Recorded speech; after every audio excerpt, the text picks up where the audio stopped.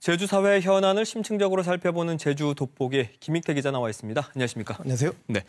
자, 지난주에 이어서 제주가 대선 이야기를 해볼 텐데 오늘은 개헌이라는 주제네요. 예, 오늘 좀 불편하실 수도 있겠습니다. 왜냐하면 제가 드리는 말씀이 좀 낯선 주제일 수가 있는데 제 말씀이 맞다라고 제가 주장하는 건 아니고 오랜 기자 생활을 하다 보니까 제가 체감한 주제를 좀 말씀드리려고 합니다.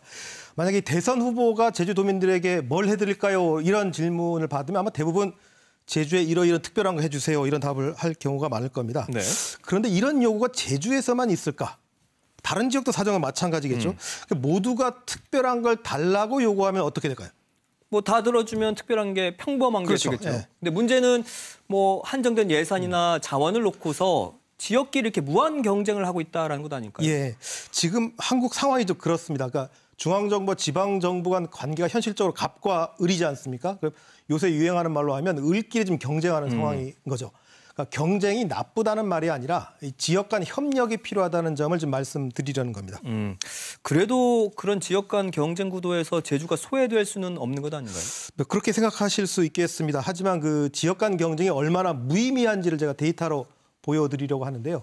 지난해 발간한 양영철 제주대 명예교수의 저서 한국지방자치단체 70년 변천사에서 자료를 참고했다는 점 말씀드립니다. 네. 지금 보시는 그래픽은 그 세종특별시를 제외한 16개 시도에서 한 해 생산한 상품과 서비스의 가치를 시장 가격으로 평가한 GRDP 순위를 대통령 임기 마지막 해를 기준으로 나타낸 건데요.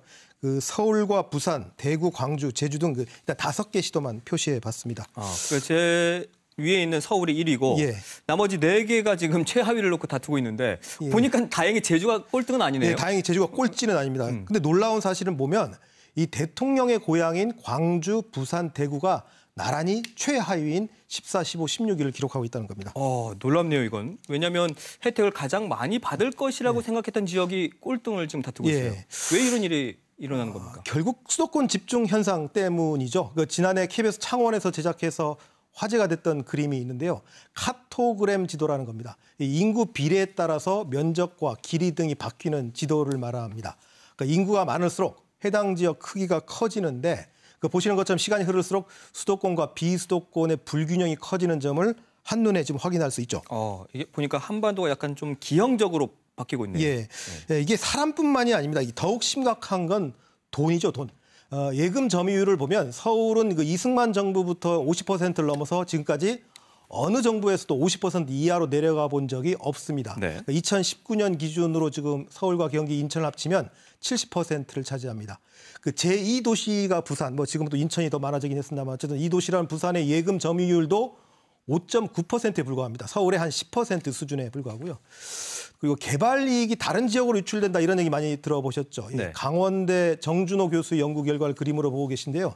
지역 소득이 어디로 나가고 들어가는지를 한눈에 지금 보여드리는 겁니다. 2000년에서 2016년까지 수도권으로 들어간 누적 금액은 서울 644조 원, 경기 325조 원 등 1000조 원에 이릅니다. 이 반면 제주를 포함한 8개 광역도인 경우 누적 유출액은 1100조 원 가까이 되고요. 즉 지방 소득을 수도권과 4개 광역시가 블랙홀처럼 빨아들이고 있다 이렇게 보시면 될 것 같습니다. 자, 이렇기 때문이라도 제주가 좀 특별하게 대우를 받을 수 있도록 더 노력해야 되는 거 아닐까요? 이 제주도민들은 이 제주도를 아주 특별한 것으로 당연하게 생각하시는 경우가 많죠. 그런데 중앙정부가 도대체 언제부터 왜 제주도를 특별하게 다뤘을 거라고 생각하십니까? 글쎄요. 국내 첫 지역특별법인 제주특별법이 제정된 1991년. 이때가 좀 시작이 아닐까 싶어요. 그렇게 생각하시는 분이 많을 텐데 역사를 더 거슬러 올라가야 됩니다. 제주를 특정 지역으로 지정한 1966년을 시작으로 보면 될 것 같은데요. 이 당시가 어떤 때냐면 박정희 정부가 제1차 경제개발계획을 추진 중이던 시기였습니다. 그러니까 1963년에 서울, 인천, 1966년 울산에 이어서 제주가 3번째 특정 지역이었습니다. 당시 군사정부에선 재원이 부족했기 때문에 개발 잠재력이 높은 지역에 집중 투자는 이른바 불균형 성장 거점 전략을 택했던 것이죠. 그러니까 울산은 공업도시였고요. 제주는 관광산업을 통한 수출, 즉 외화 획득을 위한 특별한 지역으로 관주됐던 겁니다. 이 흐름이 쭉 이어지면서 1991년 제주도 개발 특별법으로 아예 특별법으로 이제 이어진 거죠. 그러니까 김대중 정부 역시 당시 국제통화기금 IMF에서 요구했던 신자유 정책의 실험장으로 제주를 국제자유도시로 특별하게 다뤘던 것이고 이 노무현 정부는 지방자치 확대를 위해서 제주를 특별자치도로 특별하게 다뤘던 겁니다. 자, 그러고 보면 2006년 특별자치도 특별법 이후에 제주 비전에는 뭐 큰 변화가 없는 건 맞는 것 같아요. 네, 그렇습니다. 제주는 특별자치도 특별법 제정 이후 지난해까지 15년간 7차례 걸친 제도 개선 방식으로 조금씩 중앙정부로부터 자치권을 이양받아 왔습니다. 하지만 이 외교와 국방을 제외한 모든 권한을 이양받는 특별자치도의 목표 달성은 아직도 멀기만 합니다. 뭐 여러 이유가 있겠지만 지방자치가 자리 잡기 시작하면서 이 중앙 자원을 놓고 지역 간의 무한 경쟁 체제로 돌입한 데도 큰 영향을 받았다고 봅니다. 네. 그러니까 제주에만 특별한 자치권을 줄 명분이 중앙정부 입장에서 보면 점점 떨어질 수밖에 없다는 거죠. 아, 그래서 헌법에 특별자치도에 대한 규정을 넣자라는 주장이 나오고 있는 거군요. 예, 이 제주도의 헌법적 지위 확보를 하자. 이 주장은 특별자치도를 시행한 지 한 10여 년이 지나도 큰 변화가 없자 일부 학자와 공무원들이 주장하고 언론이 받으면서 떠오른 요구입니다. 그러니까 실험의 장소가 아니라 진짜 특별한 자치권을 제주에 주려는 의도였다면 헌법에 특별자치 조항을 추가해야 마땅하다는 이런 논리의 바탕을 두고 있습니다. 구체적으로 말씀드리면 현행 헌법 117조 2항의 규정을 지방자치단체의 종류는 법률로 정하며 이 특별자치제를 실시할 수 있다. 이런 내용으로 개정하자는 주장입니다.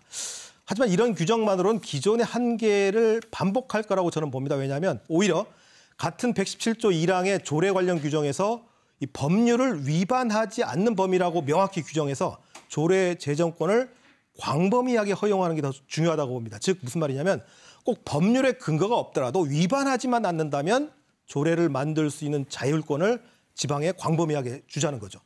또한 더 중요한 조항이 하나 있는데 아까 신익환 기자 리포트에도 나온 핵심적인 내용입니다만 이 법률의 근거에서만 세금을 부과할 수 있는 규정을 조례로도 가능하게 하면 현행 특별자치보다도 더 크게 한국 사회의 모습을 변화시킬 수 있다고 봅니다.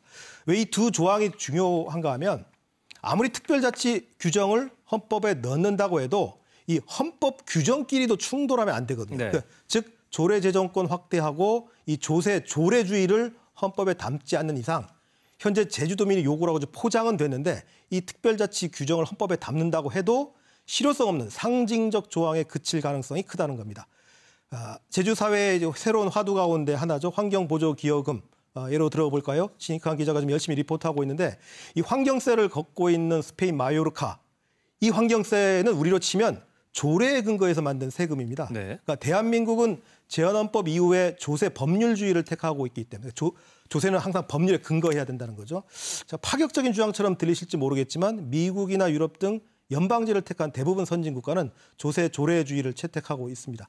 그러니까 미국이 지방세에서 관광세, 숙박세, 렌터카세, 오염세, 독일의 지방세 견세라는 게 있고 이거 뭐냐면 강아지 세금입니다. 또 사냥세, 낚시세 아주 특이한 세목을 볼 수 있는 것도 이 때문입니다. 그러면 연방제 개헌을 이번 대선에서 강력하게 요구해야 한다 이런 말씀이세요?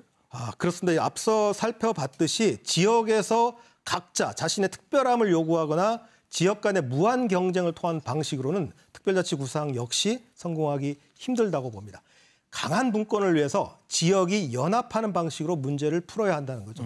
이 연방제 수준의 지방 분권을 담은 개헌을 지역에서 힘을 합쳐서 대선 과정에 후보들에게 요구할 필요가 있다고 봅니다. 자, 지역이 연합하는 방식으로 문제를 풀어야 한다라고 하셨는데 그럼 이런 주장을 하는 목소리가 또 있습니까? 이 제주 지역에서는 워낙 특별자치만 얘기하다 보니까 이 지방분권 개헌 목소리가 거의 들리지 않습니다만 다른 지역 정치권에서 꽤 활발하게 목소리를 내고 있습니다. 그 전국 단위 시민단체도 만들어져 있고요.